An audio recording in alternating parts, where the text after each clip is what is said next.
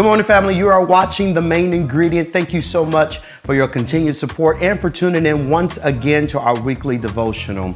We are in a redo series this month focusing on redemption and reconciliation. I am Lawrence Williams, the CEO and co-founder of CORE, and we're just going to jump right in. Our text today comes from Galatians, the 5th chapter, and I want us to look at just the first verse for today. I'll be reading from the NIV version as you follow along. It says, "It is for freedom that Christ has set us free. Stand firm, then, and do not let yourselves be burdened again by a yoke of slavery." I remember growing up, my mother was super passionate about education. A lot of times we just thought that she was just trying to get us out of her face. Like, for instance, in our house, you had homework even if you really didn't have homework. So there was no use in coming home and telling mama, "Oh, we don't have anything to do for schoolwork." My mother always made up something.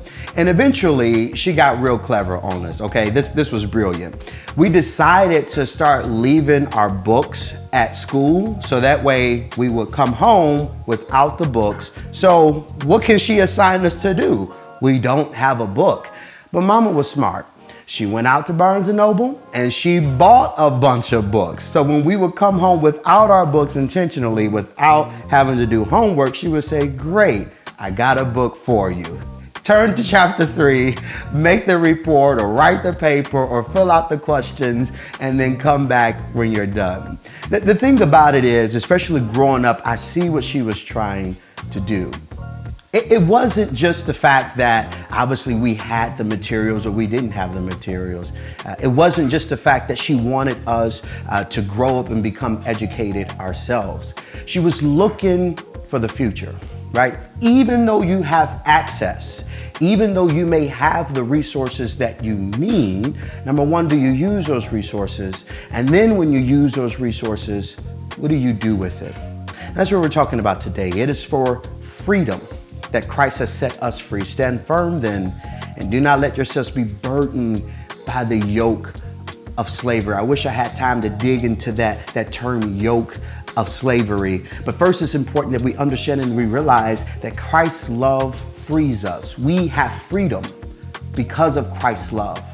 And then number two, once we are free, we got to remain free. In the same way, we can't give back the useless knowledge that we've learned from all of those books that my mother picked up from Barnes & Noble in order to give us something to do, which again, I'm very sure was just to get us out of her face for a little bit.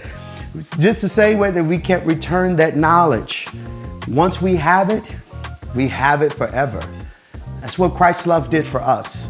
Once you are free indeed. There is no going back. There is no return to bondage. And a lot of times we like to send ourselves back to places that God is trying to pull us from.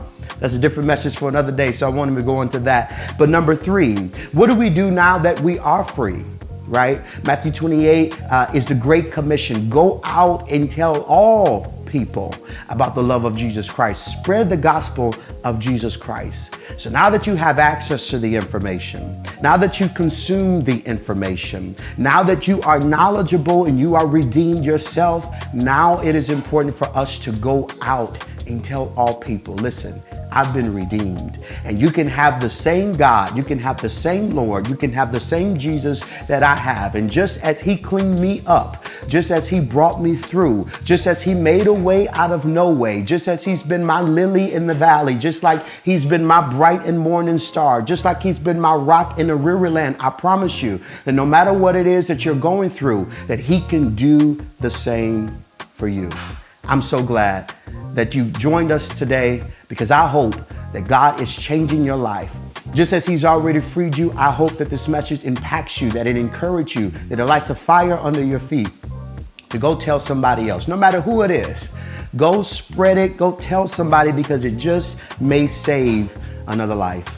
Thank you so much again for tuning in to The Main Ingredient. I invite you to engage with us at yourmainingredient.com. There you'll be able to access a bunch of resources and even old episodes that we hope will help you. As always, we do this for food, for relationships, and for Jesus.